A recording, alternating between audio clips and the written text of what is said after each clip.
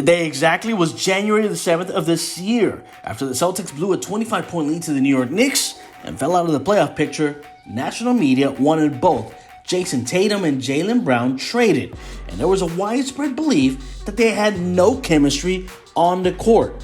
6 months later, Tatum and Brown stand on the precipice of their first NBA Finals appearance, having scored or assisted 45 of the Celtics' 56 second-half points in Game 5 of the Eastern Conference Finals against Miami. Brown is 25 years old, and Friday's elimination opportunity will be the 24th conference final game of his career. Tatum is only 24 years old and has been alongside Brown for 3 of the Celtics' 4 East Finals appearances since 2017. The thought of breaking them up now is simply laughable to Boston's front office as it was then. Only now, the rest of the league has no choice but to acknowledge what Brad Stevens thought was ludicrous back in January. Tatum and Brown are not the players they were 2 years ago, and they are miles from blowing a 3-2 series lead to the Cleveland Cavaliers like they did in the 2018 Conference Finals.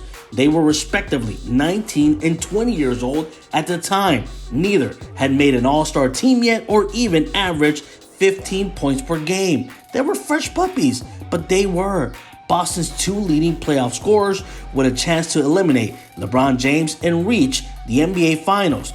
And last season, Boston finished at 500 and lost a lopsided first-round series to the Brooklyn Nets and looked every bit as mediocre to start this season. So Tatum and Brown made a promise to get the Celtics all the way.